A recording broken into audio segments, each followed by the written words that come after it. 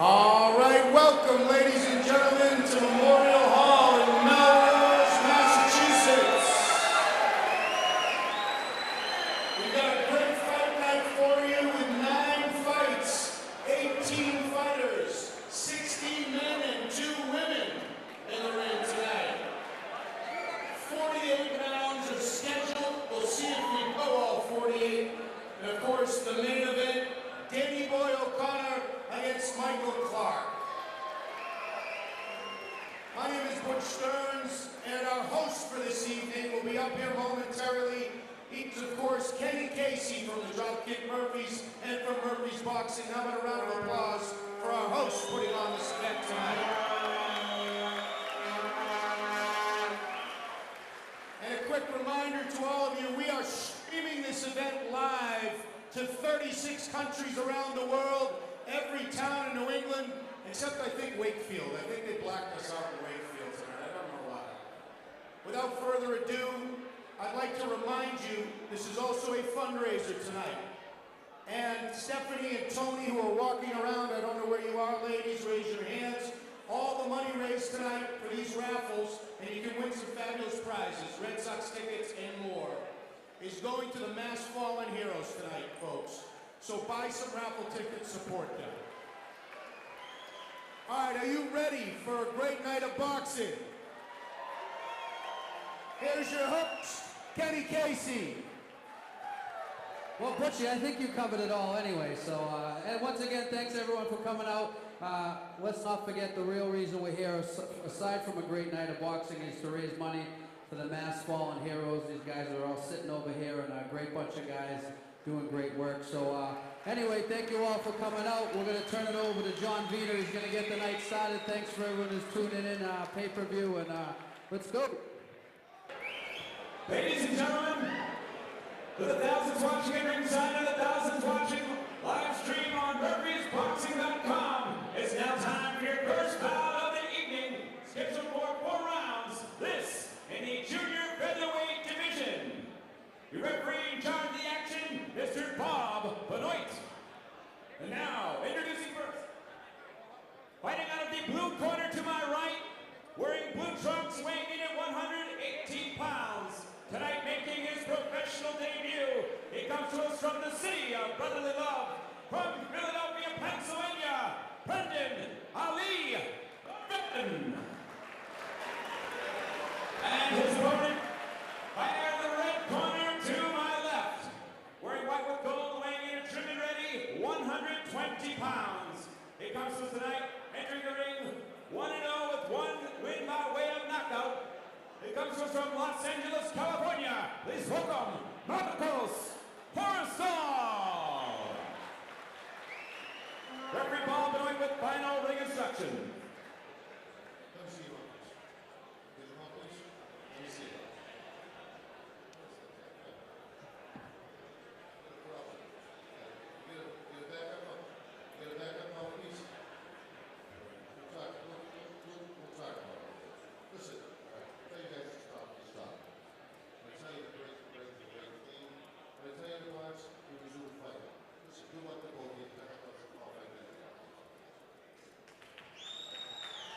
Peter Zimborn, Brandon Berry coming to you ringside from Memorial Hall in Melrose, Massachusetts, where we are just about set to get our first bout underway. 4 rounds of junior featherweight action as Marcos Forrestal of Los Angeles, California, originally from Cuba, takes on Philadelphia, Pennsylvania's pro debuting Brandon Ali Garvin. Forrestal enters this fight with a record of 1 win, with 1 win coming by way of knockout. Garvin making his pro debut. Garvin wearing the blue trunks, Forrestal wearing the white trunks with the gold trim.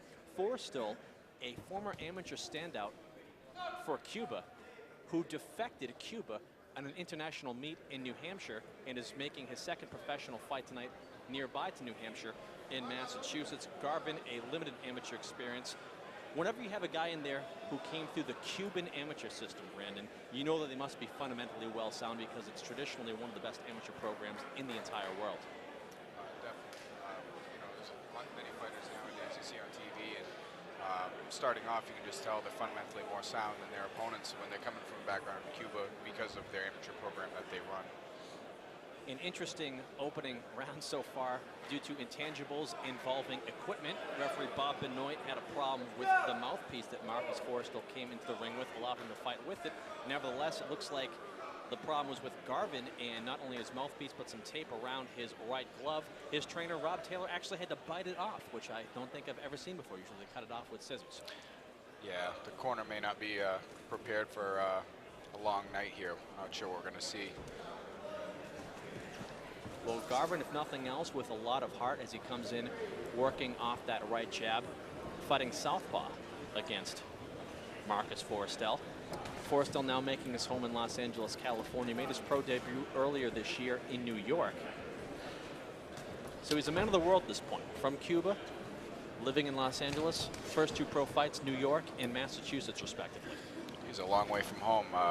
Wherever he's calling home now, like you said, California. Either way, he's all the way across here in Melrose tonight, trying to pick up a second win.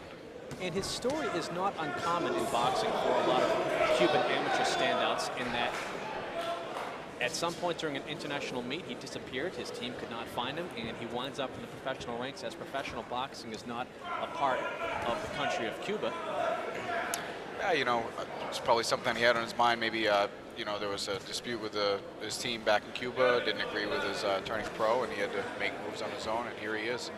And his manager is a gentleman named Gary Hyde, who's from Ireland, who also works with quite a few former national amateur standouts in Cuba that have been successful in the professional ranks, notably Guillermo Rigondeaux, as we see Forrestal going to the body as Garvin's circling his way out. Yeah, the footing on Garvin doesn't. Well, he was just getting some body shots here that he definitely isn't liking too much. Tying up to try to buy some time here. I'll say this right now, given the vast difference in amateur experience between Forrestal and Garvin, it's interesting to see Forrestal take a somewhat patient approach here. So he's opening up once again on Garvin. Garvin doing all he can to stay upright, pretty much punching right over. And due to the fact that he bent over so much, referee Bob Benoit is going to issue him a count. Yeah, it's protect yourself at all times. It was obvious. It was almost as if he was turning his back, except bending over excessively here. Hopefully to, you know, maybe buy some time here, catch some breath, make it move around. I think the body shots are going to be the deciding factor here. And referee Bob Benoit is seeing Marcus fight no win and one technical knockdown. And Marcus Forrestal is now 2-0 with 2 knockouts in his young professional career. Once again, Peter Zimbor and Brandon Barry calling the action from ringside here at Memorial Hall in Melrose, Massachusetts. We saw a guy in Marcus Forrestal who's a well-seasoned amateur against Brandon Ali Garvin, who essentially is a tough guy who tried to hang in there, and that's pretty much all she wrote for that fight. Yeah, no, it's good. He's 2-0. Moving on in his early pro career here, and realistically probably some of the easiest fights he's had in a while. Of coming from Cuba, I'm sure nothing was you know, handed to him over there. So, you know, he deserves a good win here, and hopefully we have more to come soon in his future in the boxing world. In that amateur meet in which he defected, it actually was a World Series of Boxing meet held in New Hampshire, which was an interesting concept because those were almost like pro fights. As a matter of fact, if you ask some people, they were pro fights. That's another story for another day. We will get the official time of our stoppage. Marcus Forrestal ends it inside 1 round for the official time. We send inside the ring to John Vena. Ladies and gentlemen, we have the time of 2 minutes and 43 seconds of round number 1. Referee Bob Benoit stops this contest. Your winner by TKO victory and still undefeated, Marcus Forrestal.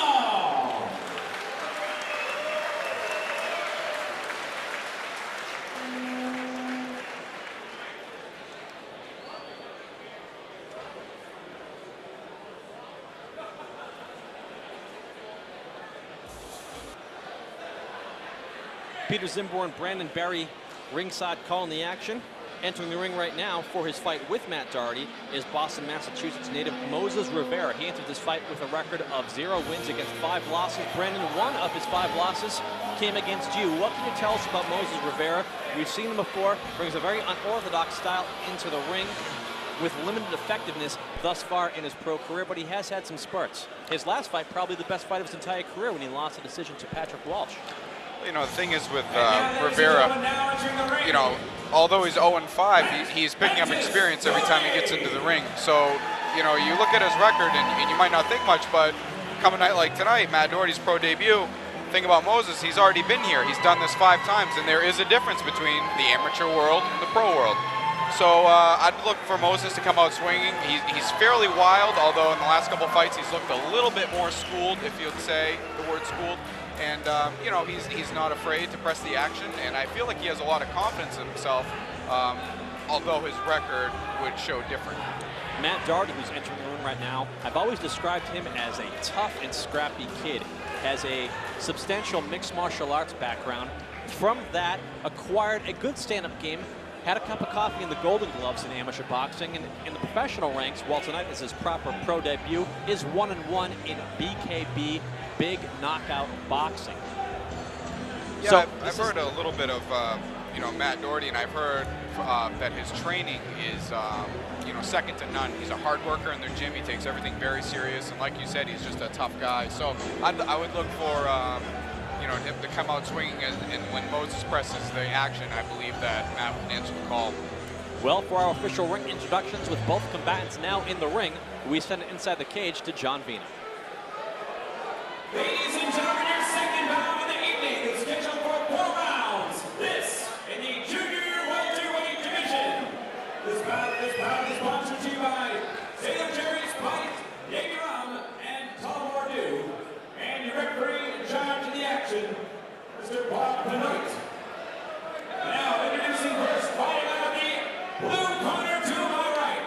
He's wearing black trunks with red trim and enters the boxing ring for the 6th time. He comes to us from Boston, Massachusetts. Please welcome Moses Rivera. And his opponent, fighting out of the red corner to my left. Wearing black with red weight in at trim and ready, 141 pounds. A top mixed martial artist, and tonight, making his professional debut, he comes to us from the great city of Salem, Massachusetts. Please welcome Matt Mantis. Final instructions.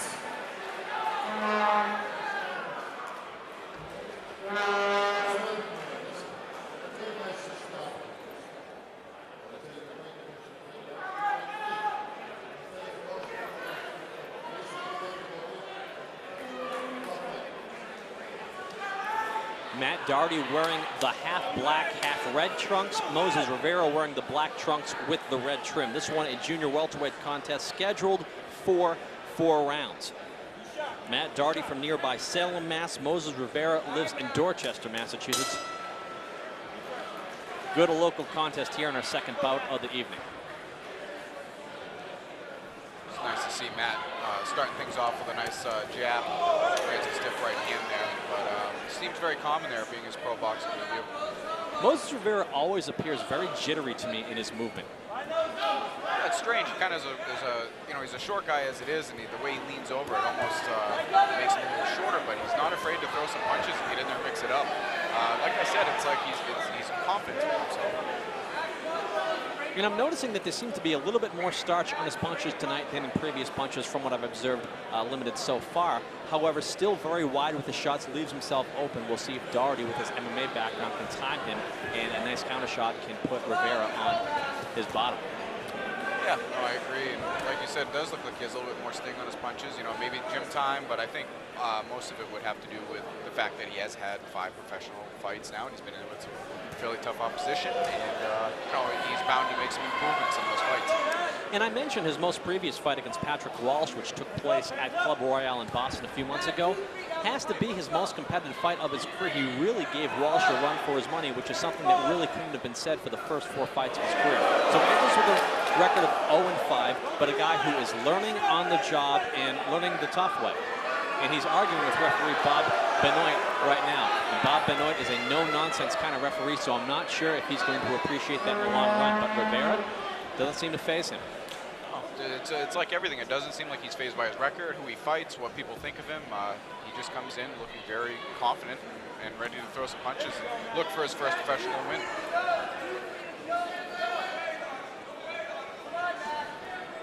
and looking snazzy with some new ring gear tonight. He does. He looks.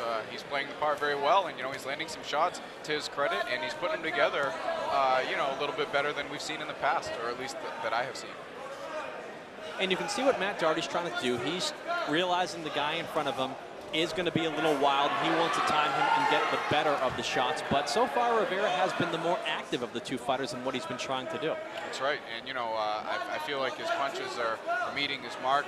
He's not super wild like we've seen in the past. He's throwing 3 and 4 punches at a time, and he's landing a few. So hey, Rivera is looking better than we've seen in the past.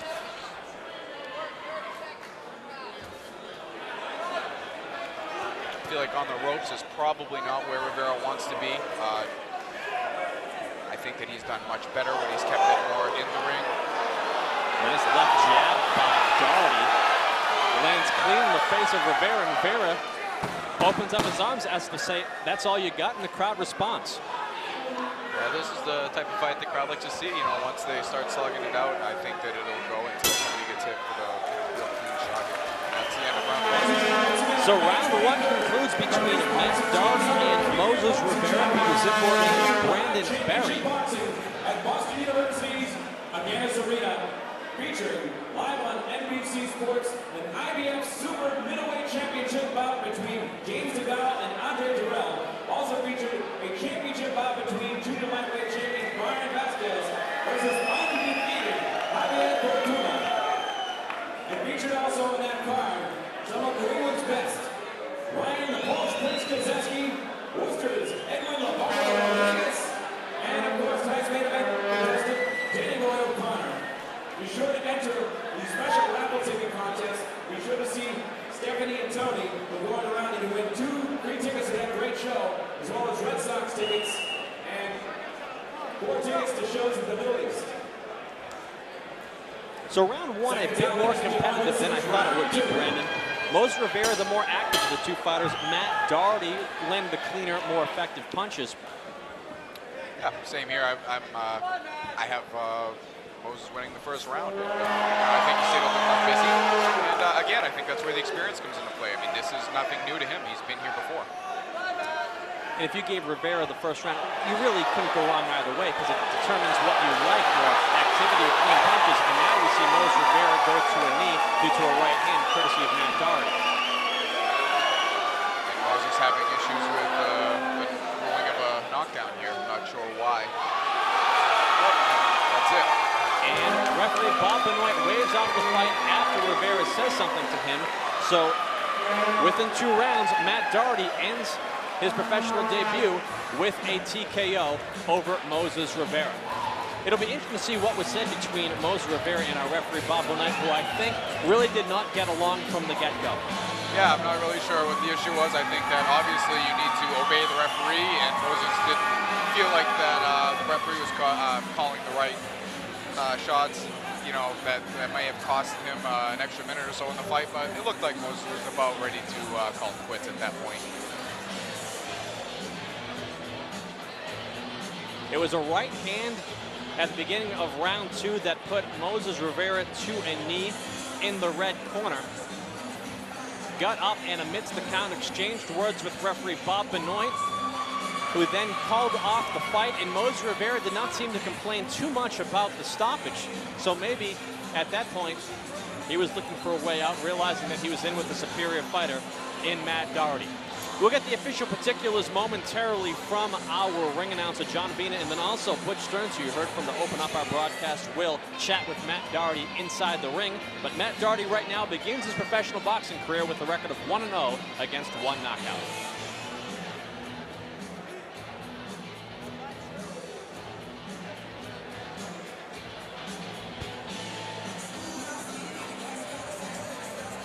For the official time of the stoppage, we'll send it inside the ring right now. John Vina is standing by with that information. Ladies and gentlemen, we have the time of 21 seconds of round number 2. Referee Bob Benoit stops this contest, free winner by retirement. And now 1-0 as a professional, Matt Mantis Doherty. So official word was that Doherty wins as Rivera retires. So ladies and gentlemen, now entering the ring nearby Woburn, Massachusetts, Gilvan Santos. Entering the ring right now, making his pro boxing debut tonight, is Woburn, Massachusetts native Gilvan Santos, who, like Matt Doherty, who was victorious in our previous bout, a practitioner of mixed martial arts, transitioning to boxing tonight to make his proper pro boxing debut. Opposite him tonight will be Timmy Ramos, who has been a standout on the New England amateur scene in recent years. You'll see with Gilvan Santos in his corner some notable North Shore mixed martial arts trainers. You know, it's quite a guy to turn pro against. Timmy Ramos with a big background in amateur boxing. And you will hear the crowd respond as John Vina introduces Tim Ramos, making his pro debut tonight, into the ring. Brandon, you know what Tim Ramos brings to the table firsthand as you competed with him in the amateur ranks. Tell us about that experience and what we can expect from Tim Ramos tonight. You know, Timmy and I grew up in the amateurs. You know, it's been 8 or 9 years now we've been at this. You know, and I'm so glad that he's turning pro tonight. I feel like his style is going to fit the professional scene very well. We fought a couple of years ago in the finals in the New England Golden Gloves, and he's very, very slick. He's fast with both hands, very good foot movement. You know, I think that you're going to see some good slickness. I think the first round might be a little feel-out process for him because this is different. You know, this is the professional world. So we might all get to know a different Timmy Ramos tonight, and I'm looking forward to it. He's made the transition down to 126 pounds. When we competed, it was at 141. So let's see if he can carry some power down to 126. I'm very excited. Well, both combatants are now inside the ring. We'll send it to John Vina for the official introductions. Ladies and gentlemen, your third bout of the evening is scheduled for 4 rounds. This at a catch weight of 128 pounds. This bout is proudly presented to you by Matrix Aerospace, and your referee judging the action is Mr. Paul Doyle. Introducing first, fighting out of the blue corner to my right. He's wearing black trunks with yellow trim and weighing in at trim and ready, 129 pounds. He comes from nearby Woburn, Massachusetts. And now making his professional debut, please welcome Gilvan Santos. And his opponent bowing out of the red corner to my left. He's wearing black trunks with gray trim and weighing at trim and ready, 126 pounds. Also making his professional debut tonight, he comes to us from Framingham, Massachusetts. Introducing Timmy Ramos.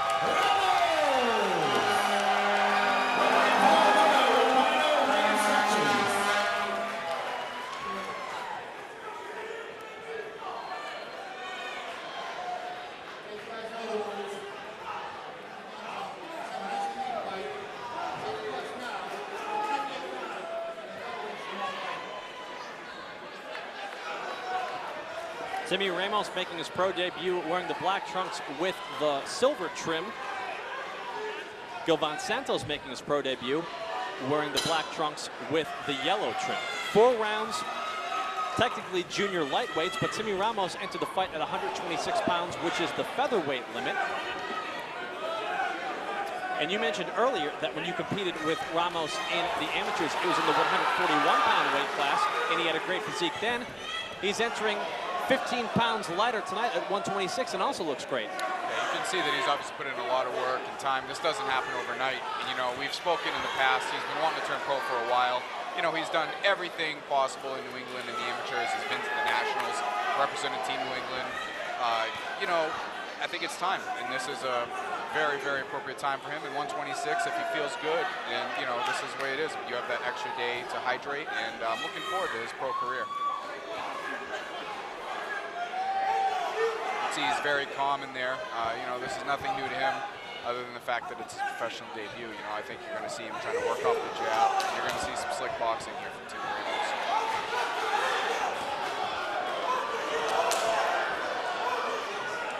I will say that I do like the heart so far, courtesy of Santos, and I think that he has gotten the attention of Timmy Ramos with some of his wild swinging punches that have landed. He's definitely landed a few, and, you know, this is Timmy Ramos' pro debut. This is the first time, you know, he's been hit with these smaller gloves with no headgear on.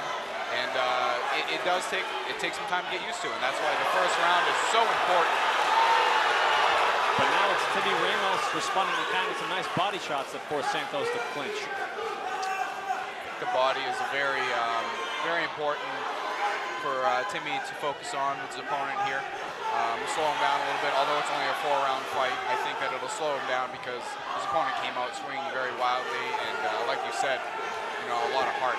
So hopefully we can slow the pace down a little bit, and Timmy can work on what he's good at. Swinging very wildly, a lot of energy expounded, and is actually breathing with his mouth open right now. And I don't like the way that his mouthpiece is kind of dangling out of his mouth at times. That seems ripe for disaster if Timmy Ramos would land a hard shot right across the face. Sure does, yeah, no, that's very dangerous. Now he's taunting Timmy Ramos, something he probably shouldn't be doing, especially if he's getting tired here. But I wouldn't be a bit surprised if you see some issues with that mouthpiece, possibly starting to fall out and, buy some time.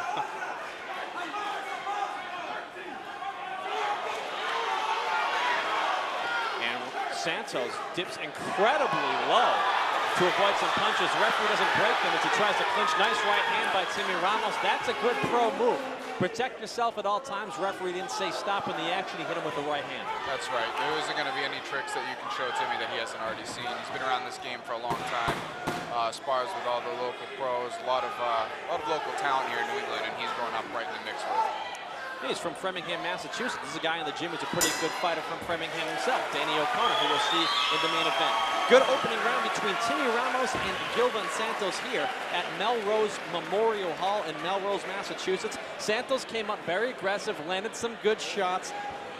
Ramos kept his cool, however, and landed some good shots of his own, and probably landed the cleaner, more effective punches, but at the same time, nothing that really had too much of an ill effect on Santos to the point where you thought he was in any trouble. Yeah, the only time that I thought maybe some of the punches would have affected him was when Ramos landed a few to the body, which is a very common occurrence in pro boxing or any combat sports, of course. So I think that you'll see in the second round some adjustments Timmy may make is just to believe in the jab, work off the jab, and try to get some into the body again, slow him down. And what I saw from those body shots you spoke of is that he never really had Santos in trouble, but he did earn his respect with those shots landing, to the point where, from that point on in the round, I noticed that Santos was trying to fight on the inside much more as to not allow Ramos to get much leverage on those punches. Whereas before, he was from the outside, coming in from all angles, ready to swing for the fences. Definitely, and you can see he's having issues with his mouthpiece here, which we talked about in the first round. And you know what I see here in round 2 from Santos, and we saw it from Ramos as well, but I like it coming from Santos because he learned it from Ramos in round 1. When they're in the clinch, the ref didn't tell him to break. He snuck in a right hand upstairs. That's right. That's right. It's protect yourself at all times. And nice uppercut by Santos. Very nice uppercut.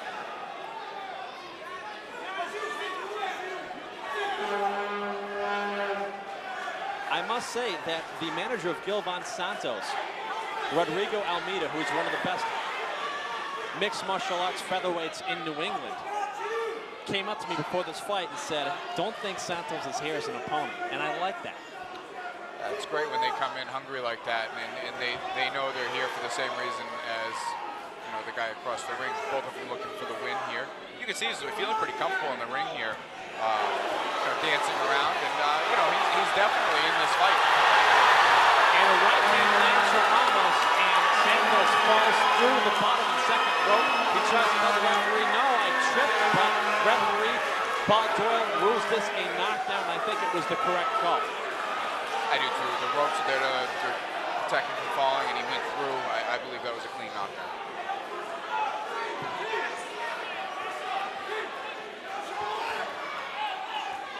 The ref is doing a good job at letting the fighters, fight through the breaks and take care of themselves. It's nice to see a ref to realize that, these are experienced guys in here. Timmy's got a big background, and they know what to do. And I like the fact that he's allowing them to fight out, and both fighters are in fact fighting out. Sometimes fighters clinch, hoping the ref will break them up as to just halt the action. Both these guys want to fight the inside, they want to fight the outside, they want to fight. Yeah, that's what the crowd wants to see, and when both combatants are in shape, they have no problem with fighting out. A lot of times, like you said, when fighters are looking for the ref to break them up, it's because they're tired and they're looking for a break to go a way out. This is where Timmy had him in trouble before on the ropes with the straight right hands. Let's see if he can do it again. And a nice left hand upstairs followed by, which precision a body shot sends Santos to the floor, and Santos I don't think is going to get up. Paul Doyle is going to reach the count of 10, I believe. Body shot. And that is that. A left hand to the body results in a first-round TKO and a successful pro debut for Framingham, Massachusetts, Tim Ramos. That was a great win, great shot. Like I said, I really thought he focused on the body, and and obviously it paid big dividends for him in the end, stopping his opponent. I believe it was a left hook to the body. Very nice pro debut for Timmy Ramos with a bright future. And I'll say this right now: in the first round, we saw the aggressiveness and the heart of Gilvan Santos shake up Ramos here and there in spurts, but Ramos, the seasoned amateur boxer that he is, brought that with him to the professional ranks tonight as he weathered the storm, saw his openings, took advantage of them, and ultimately has a second-round TKO. He adjusted to everything that Santos brought at him and passed with flying colors. I believe Santos was a great first opponent for Timmy Ramos. I think he grew a lot in that first round. He was able to take a few shots, and I think he may have found out who he was tonight in a way, and I think we all now know Timmy Ramos may have a bright future here in New England with pro boxing. Tim Ramos ate a few shots, including a right uppercut that I think is going to remind him tomorrow when he wakes up. Last night he was in a fight. We'll send inside the ring right now to John Vina for the official particulars of our stoppage. Ladies and gentlemen, we have the time of 2 minutes, 33 seconds of the second round. Referee Paul Doyle stops his contest, who won by knockout victory in his professional debut, Timmy Ramos. Tim Ramos successful in his pro debut tonight. He's standing by momentarily with our very own Butch Stearns. Butch, chat away with the successful pro debuter. So, simple question. Why did you win this fight tonight? I won it from being smart and fighting my game plan. He came out aggressive. He was kind of headbutting a little bit, you know what I'm saying, using his elbows. I know he's an MMA guy, but I had to use my boxing against him. I stopped him with some power. So, guy comes out aggressive like that. What's your thinking? I mean, you want to learn something in that first round. At first, my mind was kind of everywhere. My first pro fight, I had my no headgear, you know what I'm saying? So, my head's everywhere. But second round, I slowed down, slowed the pace down, listened to my corner, and I stopped him with the hook to the body. So you just won. This just happened. What do you think you're going to take away from this fight, besides the great memory of this? I'm going to try to take away a great experience. I know it was 2 rounds. I wanted to get at least 3, trying to stop him in 3. But, I'm going to take away some experience. First pro fight, go back to the drawing board. I got a lot to work on, you know what I'm saying? So we're going to hear a lot more from Timmy Oh, Ramos. a lot more. Thank you. Congrats, man. Thank you, sir. All right, take care. So there you go. I'm sir. That's what happens there. But Timmy Ramos for the big win. Peter, back to you. Special thanks to our sponsor tonight, Tullamore Dew Irish Whiskey. I'm a fan of Irish whiskey. I'm a fan of Tullamore Dew Irish Whiskey. Special thanks to them, proud supporters of Murphy's Boxing in this broadcast here on murphysboxing.com.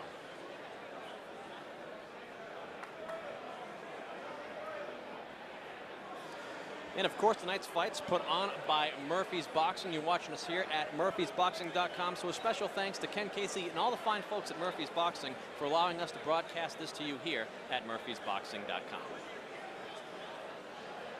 Well, the birthday girl Alexandra Lopes and Lucretia Meacham spoke with us just yesterday at weigh-ins. We'll take a listen to that. This is your first time here, however, certainly not your first time fighting on the road. That has sort of been the pattern for your career. You are definitely a road warrior. What do you think of fighting somebody in their hometown at this stage in your career? Well, I know she's a very busy person, so I want to do a big upset in Boston. I know she's going to be a very tough person to catch, but I'll be the one to knock her out. How did training go here for you this time out in Arkansas? Very tough, very tough. Some little ups and downs, but I'm still a warrior. Terrific. You've certainly fought the who's who of women's boxing in your weight class. How do you see Alexandra in the rankings compared to some of the other very tough fighters that you've faced? Well, I see her going pretty far, but like me, I'm a warrior, so I don't let nothing stop me. I feel like she has some ups and downs, and she said she want to let this be her last one, but I don't think she should let this one be her last one. I want her to keep on till she retires, I want her to keep on fighting. Now, tomorrow night, aside from her fighting in what is essentially her hometown, it's also her birthday. Tell me about the additional pressure that she's on, having to perform in front of all of her friends that are coming to give her birthday wishes and fight at the same time. Well, I want to say happy birthday to her. So this would be a great birthday gift for her. So I think this would be a great thing for her because she's a warrior. So good luck for her and happy birthday. Thank you very much. Alex, welcome to Melrose. Thank you. Thank you. Glad to be back. This is your second appearance here. How do you like this venue? I love it. I think it's a great little fight venue. Doesn't seem like there's a bad seat in the house, so I really liked it last time. This is your second fight back after challenging for a world title in the fall. How do you feel about returning to the ring after fighting at such a high level? You know, we had a little challenging run. We had 2 draws, and then we lost a majority decision in Sweden. So I think this is time to rebuild and kind of, get skill level up and practice. So it's good. It's good. I'm glad we have an opportunity to fight again so quickly. We scored, unanimous decision win last time, so we're hoping for the same result this time. Now, it's kind of an unusual night for you to be boxing. Tell me what makes this unusual tonight for you. It happens to be my birthday, which normally I would hate to celebrate because I'm only getting older. But last time we were fighting here, I found out the show is on. It happens to be on my birthday on April 10th. So I asked to fight on the card because I just couldn't think of any better way to celebrate. I love boxing, and I have a few years left in the sport. But it's just a great coincidence. So I'm glad to be able to take advantage of it. Well, happy birthday and good luck. Thank you. Thank you very much. Ladies and gentlemen, your fourth bout of the evening is scheduled for 6 rounds. This in the 147-pound welterweight division. This bout is proudly sponsored to you by your Labor's Local 872 and your referee in charge of the action once again, Mr. Paul Doyle. Now introducing first fighting out of the blue corner to my right.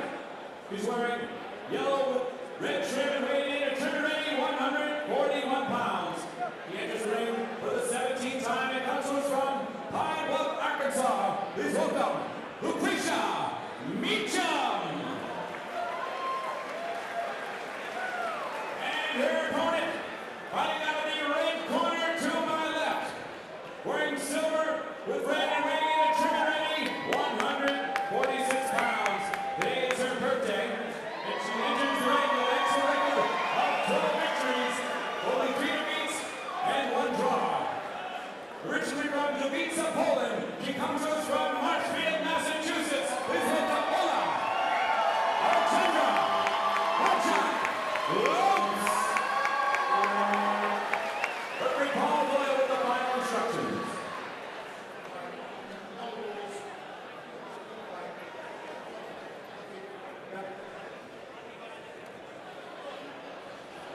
Six rounds of female welterweight boxing underway momentarily. Alexandra Lopes wearing the gray trunks with the red trim.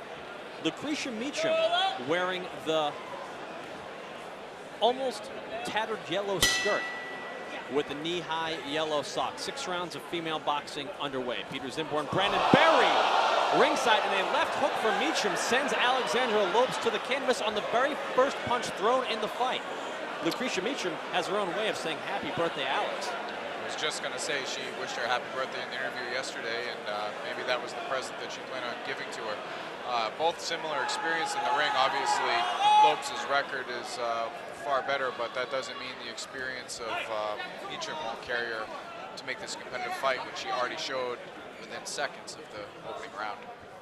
And you mentioned the records of both fighters. Magziak Lopes, a former world title challenger, enters this fight with a record of 12 wins, 3 losses, and 1 draw. Meacham with a record of 3 wins against 13 losses. But within those 13 losses, Meacham has fought pretty much the who's who of who is out there as far as female boxing is concerned in her weight division. And the truth of the matter is, in female boxing, sometimes the depth isn't quite there as it is in men's boxing, and all of these girls have to fight each other, and you're not going to get any soft touches. You're going to have to fight, steal, time in, time out, and that's what both these ladies have pretty much had to do their entire career. Definitely, and Lopes' record proves that with 15 or 16 fights and have already fought as a title contender. It shows that it's not as deep in the female divisions, and like you said, they've all fought tough opposition. So I bet we're in here for a tough fight. And you know, what might be the difference between Lopes and Meacham is Meacham probably doesn't have the fan base in Arkansas that Lopes has here in Melrose, Massachusetts tonight. Alexandra Lopes' fan base, time in, time out, is excellent in coming to her fights and making a lot of noise when she enters the ring. As a result of that, she's had a lot of people come to her hometown to fight her, and she's been able to fight them when she's ready for them. Probably not the case for Meacham, who's had to go on the road. She's somewhat of a road warrior. But as we enter the closing seconds of round number 1, as we are fighting in 2-minute rounds in female boxing, a good opening round for Lucretia Meacham as she landed a left hook in the opening seconds that sent Alexandra Lopes to the canvas. And Alexandra Lopes in an interesting place right now. I don't think she's used to going back to her stool after round 1 after having lost the opening frame. Yeah, you know, she's got a lot to think about here because I believe it's a 6-round fight. You know, she's already, I would assume, down 10-8. And, you know, although, you know, this is when probably fighting in close to your hometown comes into play. She can use the crowd to her advantage, and hopefully they can pump her up enough to get her back on her game plan and win these next 2 rounds. And we should mention, even though Lopes was knocked to the canvas, I don't think she was really hurt. I think she was caught cold, if anything, and she got up seemingly fine, but still a legitimate left hand sent her to the floor. Yeah, it was a nicely timed left hook, and you know, that's why the first round is so important in boxing. You know, much more dangerous than the later rounds. Now she has a feel for it. I'd be willing to bet if she got caught with that same shot again now, most likely wouldn't go down, because as you said, she wasn't hurt, it just caught her fight. Nice left hand by Alex Lopes here in round 2.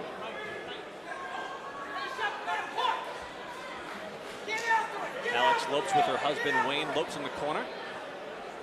Also Mark Vaz working cuts. He's worked cuts for some of the best in the business, including Hector Macho Camacho. Lopes trying to get that jab going now.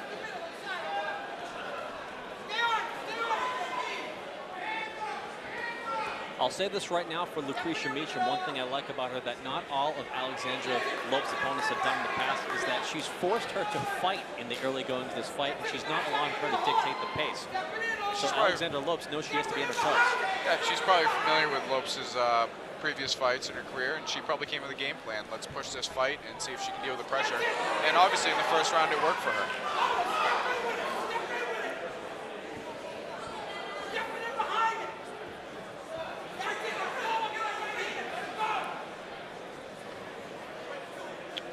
Both fighters slow the pace down now. Almost looking to counterpunch here.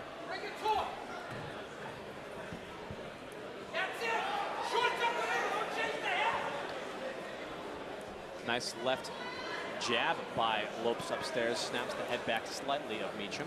You can see how she set that up. She went downstairs first, got the guard drop, and then the jab was open, and she landed it nice. She's landing the jab very effectively now.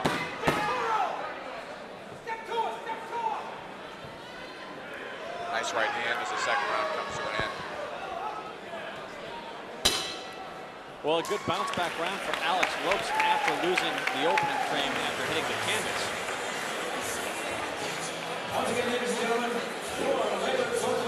Once again, we're coming to you from Melrose Memorial Hall in Melrose, Massachusetts. Still to come tonight, our main event, Danny O'Connor takes on Michael Clark in a 10-round welterweight main event. Also, unbeaten Canadian fighter Logan McGuinness makes his debut in Massachusetts against Carlos Fulgencio of Miami. And we'll see the red hot prospect in the middleweight division, Mark DeLuca, nearby Whitman, Mass, take on Dallas, Texas's Larry Smith Jr. Yeah, so definitely stay tuned for a night of action-packed fights here. I'm looking very forward to the fights that come, and we're in a pretty good scrap right now between these two fairly experienced females. Seconds out, ladies and gentlemen, this is round 3. Skin number 6. Lucretia Meacham in the blue corner. Alexandra Majak Lopes in the red corner. Team 4.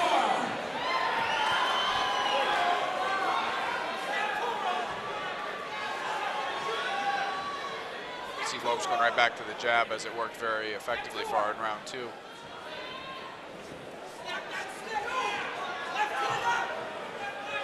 Her hand speed speed, might be a little bit faster than her opponents here as well, which is obviously helping her out with landing that jab and setting up the right hand. So she's been going downstairs very effectively here, which will obviously slow her opponent down as well.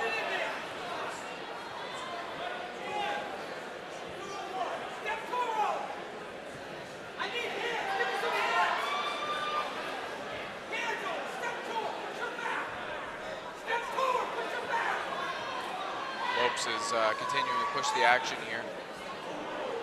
This with a right hand and then landed a right hand.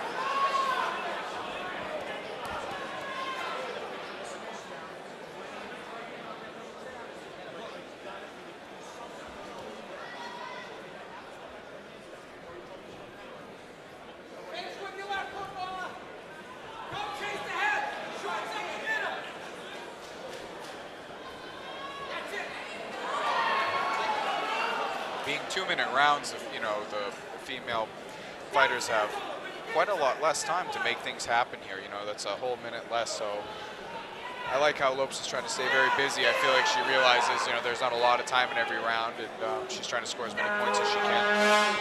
And while more often than not female boxing is contested with 2-minute rounds, there was a rule put in place within the last 3 years by the Association of Boxing Commissions that if both fighters do want it, they can fight 3-minute rounds now.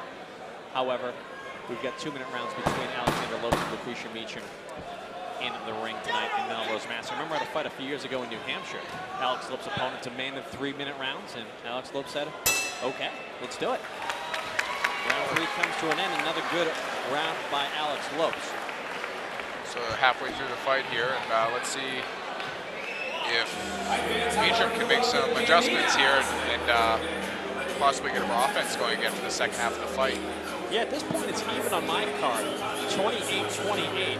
2 rounds to 1 for Lopes, but Meacham did have the knockdown in round 1, which gave her a 10-8 round. So it's still anyone's fight here at the midway point. But the last 2 rounds have certainly gone in the favor of Alex Lopes, and you sense momentum swinging in her favor. But we'll see what Lucretia Meacham from Pine Bluff, Arkansas can muster up. Yeah, I've never been to Pine Bluff, Arkansas. I haven't either. I haven't either, but I do have to say I wouldn't count her out quite yet. Because obviously she knows, I think now that the tides have turned, she can probably feel the momentum going, you know, in her opponent Lopes' way. So let's see what she has to bring to the table here in round 4.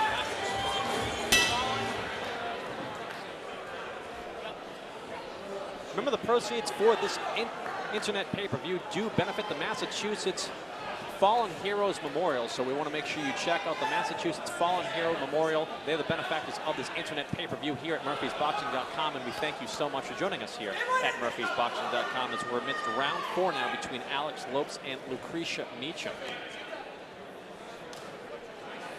We're seeing a lot of the same as we saw in rounds 2 and 3 from Lopes, pressing the action. She's landing more effective punches here, and again, I think she's setting it all up from the jab. I like what she's doing with jabbing downstairs first, and she's feeling more and more comfortable here. At the same time, that's also a dangerous part of the fight when you're fighting somebody that obviously has enough power to knock you down. Again, she was caught cold in the first round, but she doesn't want to get caught with a counter punch here from Meacham either, which is, at this point, the only chance I see of any effective offense right now.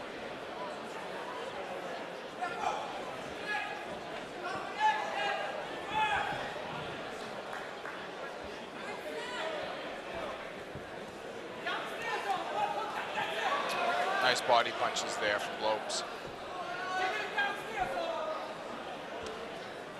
Nice jab to the body, although none of these punches have seemed to really affect Meacham, who is obviously a pretty tough customer here.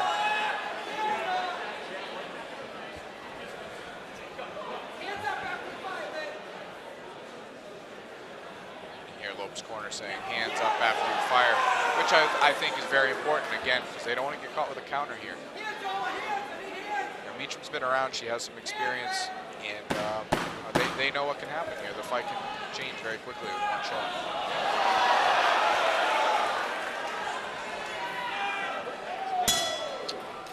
Round 4 comes to a conclusion.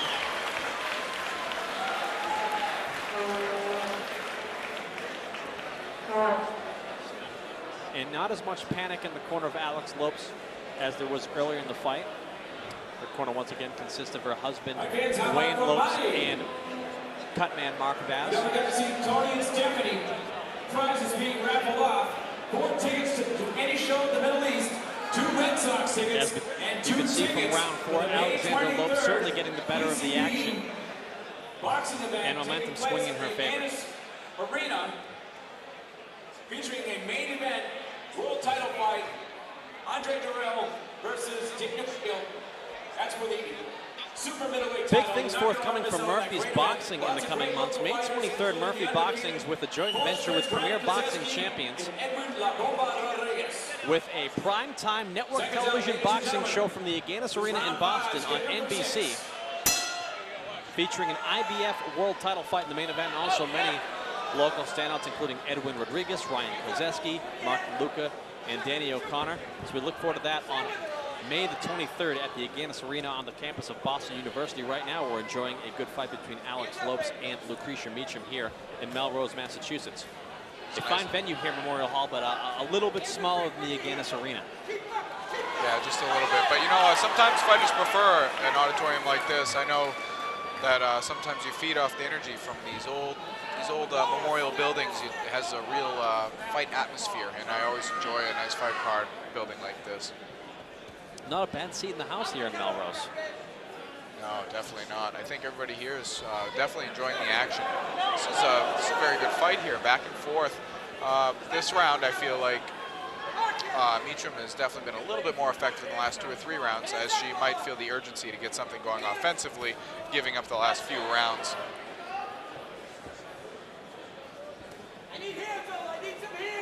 And to take a look at that knockdown scored in round 1, was it a lucky shot where Meacham caught her cold, or she landed anything since which has made you think that she's capable of landing something that significant again? No, again, I think she was more so caught cold. Again, I wouldn't counter out. I wouldn't be too overconfident with thinking that her power isn't there. I think Lopes is a little bit more careful going in, keeping her guard up, and again, she's more warmed up now, so I don't think that probably won't see another knockdown. I like the fact that we're seeing Alexandra Lopes let her hands go tonight, which has been a criticism of her in previous fights. Tonight, she's letting the hands fly. Yeah, everybody seems very pleased with her performance. She's staying very busy, and again, I know I've commented on it 2 or 3 times, but she's going to the body very nicely, and I feel like that's opening up the rest of her offense.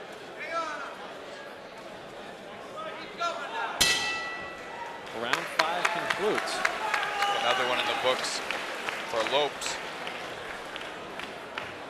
Well, in 2 minutes of more boxing, we'll find out if the judges actually have purpose tonight, as we've seen nothing but stoppages thus far as we take a look back at some of the action of the previous round.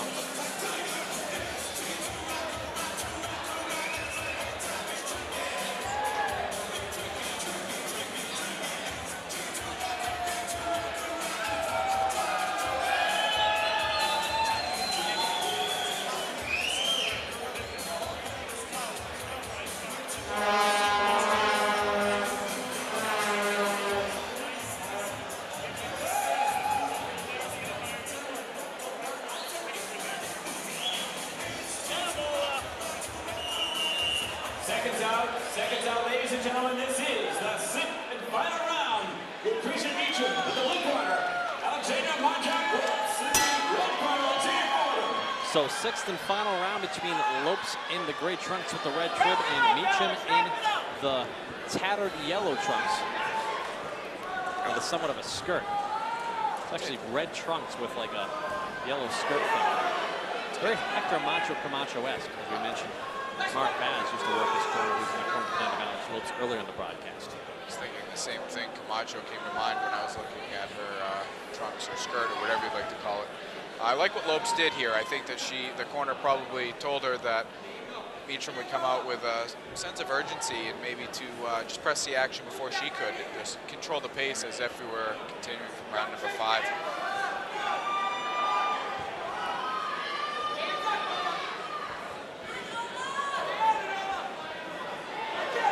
Expecting Meacham to push the action a little more here.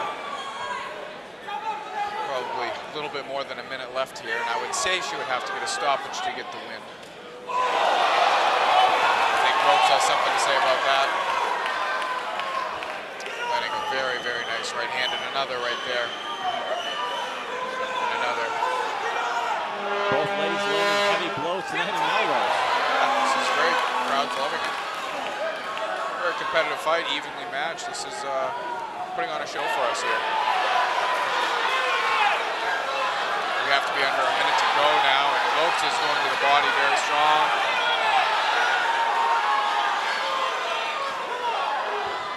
Meacham is still standing and throwing shots of her own.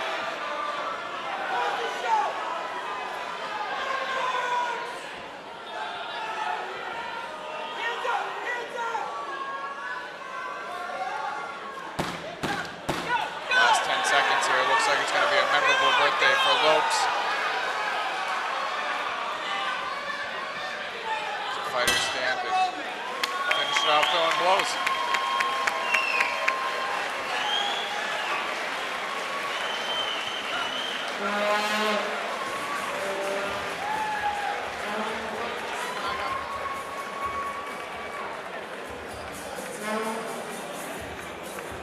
Six rounds in the book between Alexandra Lopes and Lucretia Meacham.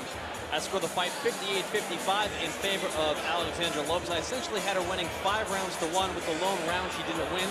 The opening frame is Meacham with the left hook sent her to the canvas. Meacham came to fight, but ultimately Lopes' skills were superior, and I felt that she won the bout.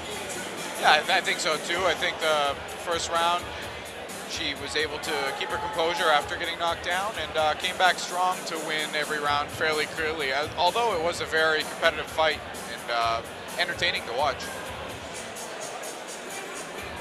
Still to come tonight, Greg Vendetti of nearby Stoneham, Massachusetts, which I had to drive through to get to Melrose. That's how close it is. He'll be taking on Providence, Rhode Island's Angel Valdez. That's our next bout up on the docket following the results of this fight between Lopes and Meacham.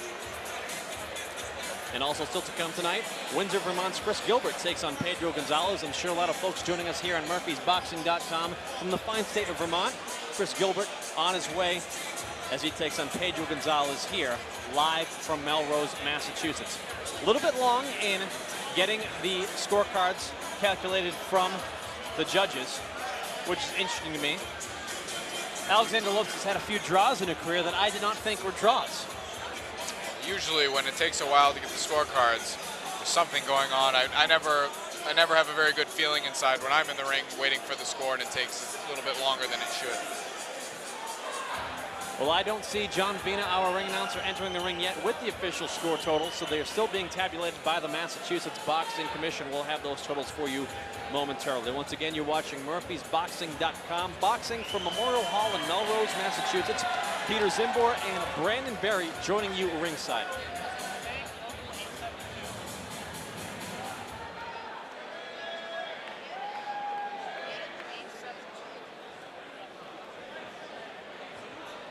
I want to send a special thank you to Local 872 for their support of tonight's event in Melrose, Massachusetts. Local 872, thank you so much for your support here on MurphysBoxing.com. I'm now seeing our ring announcer, John Vina, stepping through the ropes as he's got score totals in hand, and he'll announce them to us, you, and the rest of the room right now. Ladies and gentlemen, before I read the official scores, how about a nice round of applause once again for Lucretia Meacham and Alexandra Lopes. After 6 rounds of action, we have a unanimous decision. All 3 judges, Jack Burrell, Leo Castell, and Tom Clark, see the same, 58-55. For your winner, Alexandra Lopes. So the length and tabulating the scorecards aside, all 3 judges see it exactly as we had it. 58-55 for Alex Lopes, and that's the right score. She won 5 of 6 rounds, and the lone round she didn't win was because she hit the canvas. Melrose tonight. Yeah, this is what it's all about. You know, a lot of professional fighters, even world champions, you know, they spend their whole career and never get this opportunity to fight in front of their hometown like this. This is something that he should really take it all in and enjoy this, because it's a nice ride. This ring walk with all of your fans and everybody getting loud, music, lights out. This is a great experience for them. Well, both fighters now inside the ring. We go to John Vina for the official introductions. Ladies and gentlemen,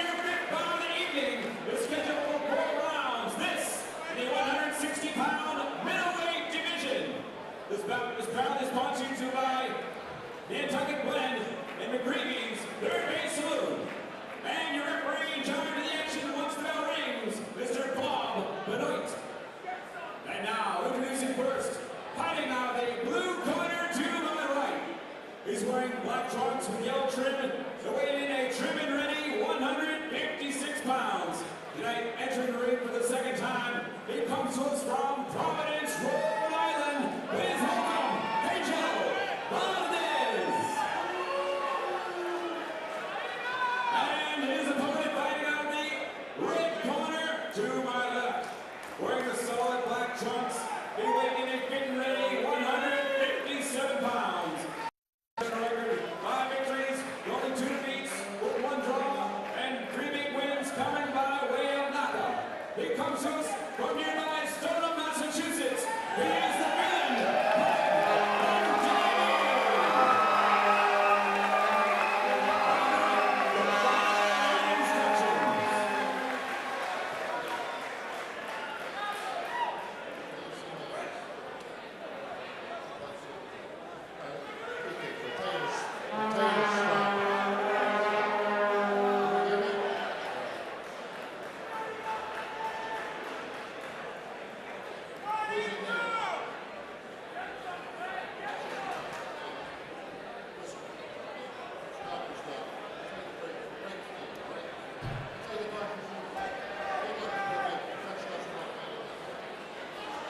Vendetti wearing the solid black trunks, Valdez wearing the black trunks with the yellow trim. 6 rounds of scheduled middleweight action. Interesting in that Vendetti began his career as a welterweight and has steadily moved up to the middleweight division. Valdez, with 1 pro fight to his credit, was the middleweight division. It was a losing effort to Ray Oliveira Jr. He was TKO'd in that fight.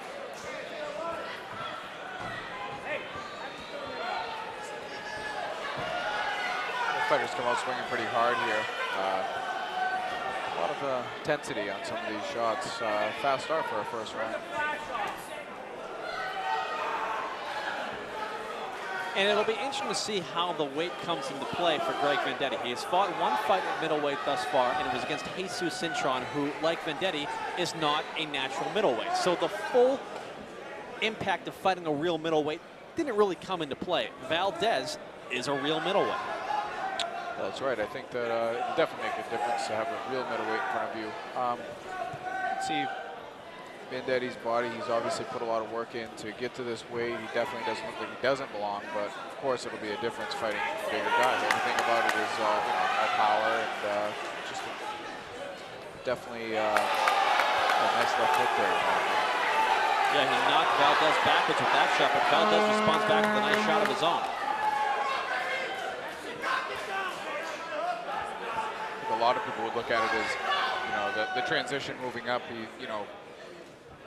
Will he be able to, deal with the pressure and power of a bigger man? But one way to look at it, people forget, is, what he has to offer. Will it be effective with a bigger man as well? Will his game have to change? Will he have to change the way he fights? He looks like a pressure fighter, probably been able to hurt his previous opponents, but this weight difference, he may have to change some things. That left hand finding a home here in round 1 for Greg Vendetti.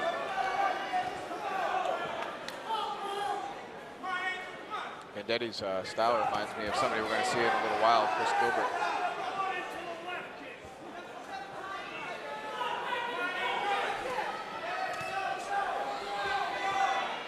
Chris Gilbert's another fighter who has fought between welterweight and middleweight in his career. That would be an interesting collision if it were ever to come to fruition. I was thinking the same thing. Styles very similar. Both of them come forward, bobbing and weaving. Looks like all of it. I don't think they have a punch that isn't a power punch. Looks like a little bit of blood there.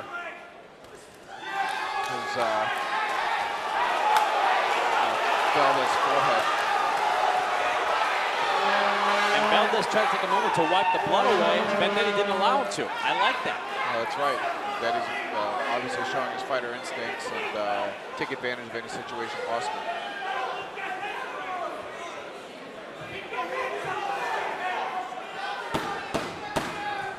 Closing seconds of round 1. That blood that we do see in the forehead of Valdez, it's almost in the middle of the forehead, really not in a bad spot where it could adversely affect his vision.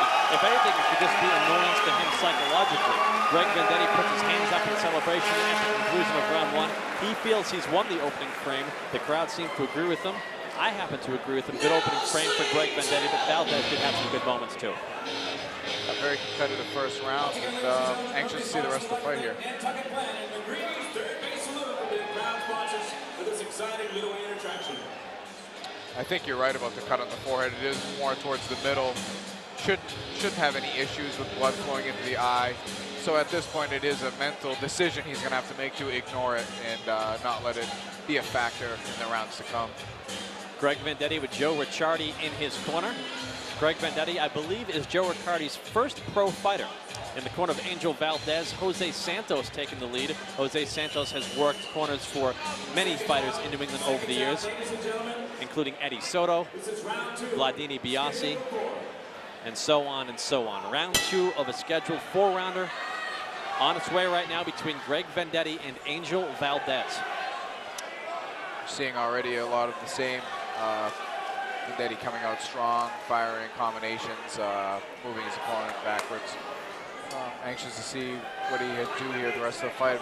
Experienced corner that you were just speaking of, I'm sure made a few adjustments, and let's see what he's got to offer here as the ref warns him for holding his opponent's head down, punching at the same time. I mentioned Jose Santos in his corner, also Orlando Baez working his corner as well, who currently works with Rich Gingras. So again, his corner is obviously very strong, which is very important. Very important in a professional career to have a corner that can make adjustments when needed, stay calm, give you the right advice. It's a big puzzle, and that's a huge piece of it. Orlando also worked significantly with Antonio Chavez Fernandez in his career, as Valdez had a nice right hand that Vendetti responds to with some wild swinging. Yeah, he did land a nice shot on Vendetti, and then what impressed me even more is it's almost like he could sense that Vendetti was going to try to get that one back, and he held his hands up high while Vendetti was unable to score. And I mentioned that Orlando worked with Antonio Chavez Fernandez because he represents a loss and a draw on the record of Greg Vendetti. It's funny somehow how it tide turns and it all comes full circle. Both fighters here looking to start some offense again. Vendetti coming in with a double jab.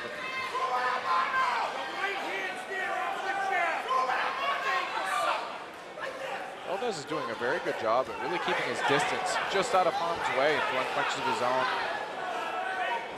He's making this fight pretty interesting. And again, this is where we go back to the first round. We're talking about the size. You know, the size is making a difference here, I believe.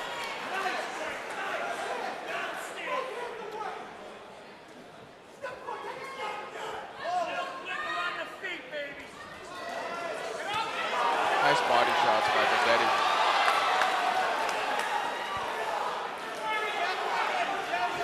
Although it didn't look it, I feel like one of those left hooks really affected Valdez.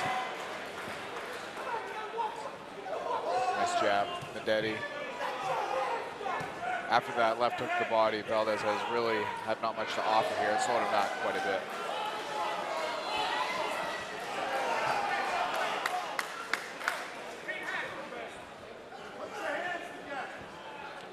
Back with the jab. Big right hand, left hook by Vendetti.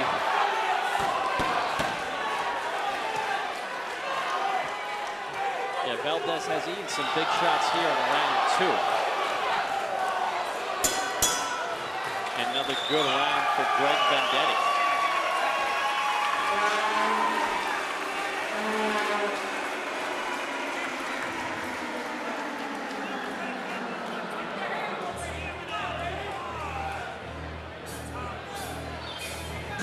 Greg Vendetti's trainer, Joe Ricciardi, was a key player in the short-lived reality series The Fighters, which aired, I believe, on the Discovery Channel. And as I hear him give instructions to Greg Vendetti in the corner, I think to myself, if I was going to typecast a boxing trainer for a TV series or a movie, I think I might just get Joe Ricciardi to play the role. Yeah, no doubt. I watched that as well, and he did a very good job in that series, and I was actually a little upset that it only lasted in such a short time like it did. I think the entire season did ultimately air in an obscure time slot on the obscure channel. Yeah, it did. I was unable to watch all that, but I do remember him on there, and I remember the fighter that he was working with at the time actually fought on a Pro-Am card that I fought on in Portland about a year later. 3 underway here between Vendetti and Valdez. It'll be interesting to see if Valdez has any answers to any of the questions in which Greg Vendetti has asked in rounds 1 and 2. Mostly with that left hand that we saw knock some moisture off the head of Valdez moments ago. Yeah, Vendetti's definitely landing some nice shots, and it seems like just a matter of time these are going to take its toll, especially if he lands any more body shots like the last round. There's a 4th round TKO for Vendetti in his most recent performance. We're amidst round 3 here, and we're talking about the fact that Valdez might not be able to withstand and absorb the amount of shots he has been for the entire duration of the fight. No, I don't believe so. You know, he's taking a lot of punishment here, and it's definitely going to add up. You can see he's more on the defensive as the fight goes on, and that's definitely not advantage that he does at all. He's very efficient. Those balls there.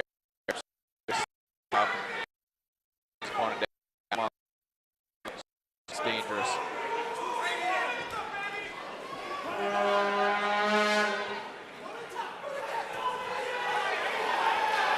Nice combination on the over Vendetti.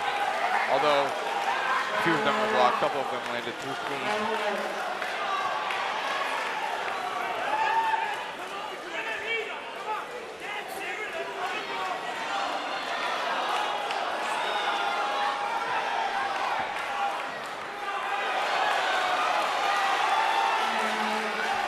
Referee starting to take a closer look at the action here as Vendetti is landing harder and harder shots.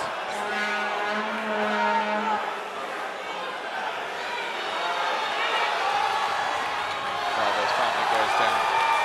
And they're going to rule it a slip, but I think it's a combination of the amount of punches Greg Vendetti's landing and exhaustion on the part of Angel Valdez, which led him to his knees moments ago. Yeah, I'd be surprised if Angel makes it out of this round. Yeah. Referee Bob Benoit issues a stern warning to Vendetti for hitting behind the head, but at the same time, Valdez was leaning over and bending over right in front of him. What's he supposed to do? That's right. Vendetti's just doing what he's trained to do. It is protect yourself at all times. Round 3 is coming to a conclusion. So And I think the experienced corner of Angel Valdez might want to reconsider sending him out for round 4, considering how this fight is going right now. I agree. I was surprised that he made it through that round, and I'd be surprised if we see him start the next round, if so, last that long. And I know he hasn't taken big thudding headshots, but he's taken a lot of headshots. I'd like to see a doctor over in that corner as well, and right now I don't see one. Now I see the doctor stand up as soon as I say that, and he's going to take a look in the corner of Angel Valdez, which I think is the right thing to do.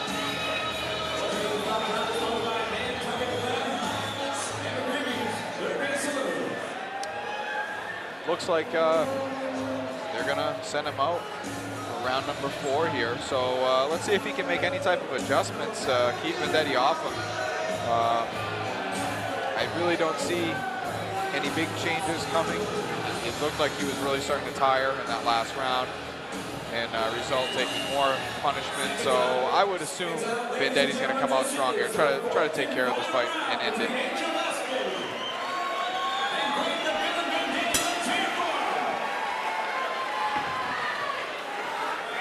4th and final round between Greg Vendetti and Angel Valdez here at Memorial Hall. Nice 1-2 by Greg Vendetti to begin round 4. That was a solid left hook, right hand. When you're landing lead left hooks, you know, it obviously shows how confident you are. He's got full control of this fight.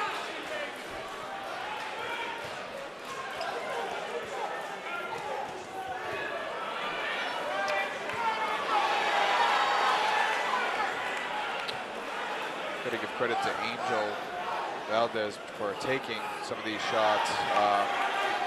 Definitely has a lot of heart and a solid chin. You know, we're at a point in the fight where the outcome is not in question whatsoever. And the unfortunate thing for referee Bob Benoit is there's no obvious point to step in and stop it from what we've seen thus far. But the accumulation of punishment Valdez is taking is to some degree frightening. Yeah, it really is. And this is when, you know, true fighters aren't going to quit. You know, they would rather go out, you know, getting knocked out or whatever it takes. There you go. Benoit's got to get in there, and he That's does. great. Very good. A fourth-round TKO for Greg Vendetti. An obvious moment finally arose. Benoit took the opportunity to rightfully stop this fight. A fourth-round TKO for Greg the Villain Vendetti.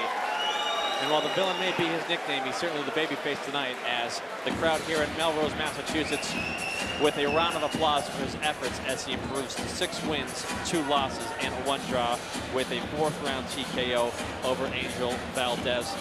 Well, you know, in the early portions of the fight when Valdez was fresh, he did do some things Definitely. that would not tickle Greg Vendetti. No, definitely. And, you know, this would be a good tape for Vendetti's next opponent to see what worked in the beginning when Valdez was fresh, and you know, to work on that. I think if Valdez was maybe in a little bit better condition, better shape, things may have been a little different. But Vendetti looked very good out there tonight, very active, and it's quite obvious he spends a lot of time in the gym. He looked like he was in great shape. Still to come here from Melrose Memorial Hall.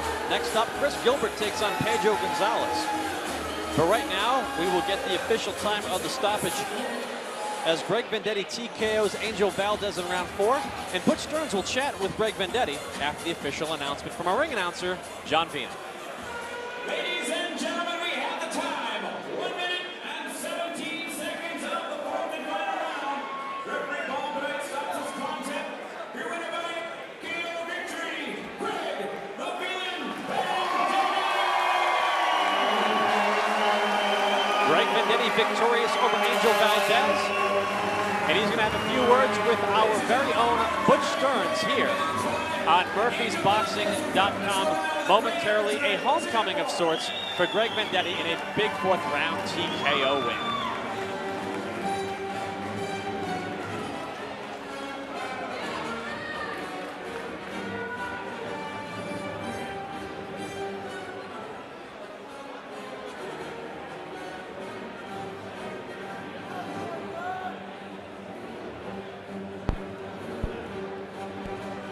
It wasn't on. Now it's on. 10, 9, 8, 7, 6, 5, 4. Good? Let's try that again with Greg Vendetti. Congratulations, my friend. Thank you. Made Stoneham proud. Huh? I did, yeah, it was a good one. It was a good fight. Felt like you did a lot of your damage in the first couple rounds counter-punching. Yeah, I mean, the game plan was just say, you know, follow through with the left hook. He drops his right a lot, and just hard work and discipline and stick to the game plan. And I knew I'd wear him down eventually. It's kind of my style, but I kind of wanted to string it out all the way to the fourth, you know, give people their money's worth and shit, so it worked out good. It was a good one. In that third round, it seemed you did start wearing him down. You had like a flurry of punches several times. Yeah, I kind of figured, you know, it's a 4-rounder. I got to start picking it up a little bit. You know, I like the longer round fights. You know, I feel more comfortable. But the shorter rounds, you know, first 2, feel them out, move around, counter a little bit, and then the last towards the end, I try to really put it on him to take him the fuck out. You know, but it worked out good. Yeah, it was good. So 9th professional fight now. Future's pretty bright for you. Yeah, it's going good. I had a little mishap there with the weight. I tried to go down to a lower weight, didn't work out. No big deal. But yeah, I mean, I just like training. I like to fight, and I like violence. And you know, I mean, if people are entertained by it, keep coming. You know, because that's what. Middleweight. You think middleweight's perfect? Yeah, I mean, for the closer rounds, like 4s and 6s, I might do middle. But for the longer rounds, I can make 154, no problem now. You know. All right, congratulations. Thank you very much. All right, there you go, my friend. There you go. All right, Peter, back to you. You heard it. 4-letter words and all. For Stoneham, Massachusetts, Greg the Villain Vendetti. Still to come here on MurphysBoxing.com tonight, our main event, 10 rounds of welterweight action as 2008 United States Olympic alternate Danny O'Connor takes on former world title challenger Michael Clark in a 10-round contest. Also in our co-feature, Logan McGuinness, the undefeated Canadian prospect, takes on Carlos Fulgencio of Miami, Florida. We'll see the red-hot middleweight prospect Mark DeLuca, a new Al Heyman signee, take on Texas native Larry Smith. And up next, following an intermission, we will see Chris Gilbert of Windsor, Vermont, take on Pedro Gonzalez, an upset specialist from Gloucester, Massachusetts. Still plenty of boxing left to come here on MurphysBoxing.com, so make sure you stick with us.